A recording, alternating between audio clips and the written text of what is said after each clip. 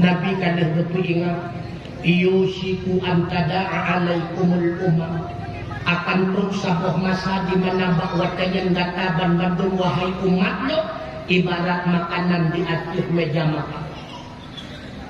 Yusiku antada'a alaikumul umam kama tada'a akanatu ala kasa'atiha. Gutanya waktulah Nabi ibarat makanan di atas meja makan, berebut-rebutan manusia.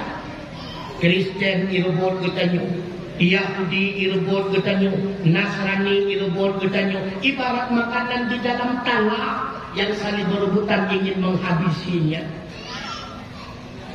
Sehingga sahabat bakwatnya ketika Rasulullah nepegah menang getanyo oleh sahabat, ya Rasulullah, awamin nahnu qillatin yawma idzin ya Rasulullah. Berkegetanyo umat Islam bakwatnya cukup di negara Rasulullah. Buah kejawab dari Nabi, lah tidak. Bal antum yawma idzin katsir. Data bakwatnya mana cukup ramai di Aceh 100% Islam. Walakinnakum ghutsa'an ka ghutsa'is sayl. Akan tetapi keadaan data bakwatnya wahai umat lo bersih lagi buih di lautan, dihempas oleh gelombang, diterpa oleh angin, tidak ada pegangan yang kokoh. Artinya putra agama tanda duri degatnya harum halu hanali dapat kau. Dengan sebab yang demikian ipakat dekafe muhi kafe biju. Juga terjadi urangnya.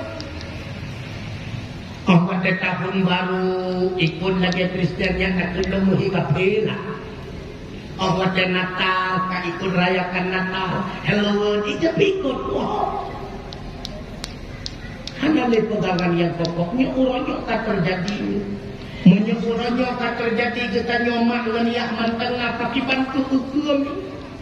Bahwa getanyo hana de kata wa Allah Subhanahu wa taala bila mana anunya hana kata dengan ilmu agama diingatkan.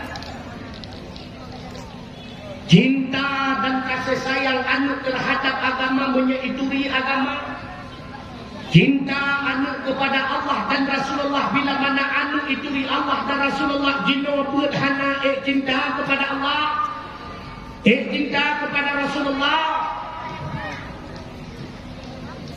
maka bijak bertanya nak gempu gara-gara uruntan ilmu.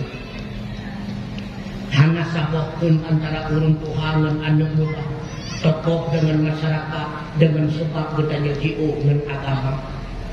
Bila mana bertanya tahu dengan agama urung puha dengan anak muda dengan urung puha, urung bangai dengan urung cara, pejabat dengan rakyatnya, musyawarah dalam majelis ta'lim, musiga musyawarah dalam menuntut ilmu agama, maka sungguh kampung bertanya wujud persatuan, kampung bertanya akan sebuah negeri, kampung bertanya akan maju di metuah abu yang berbahagia.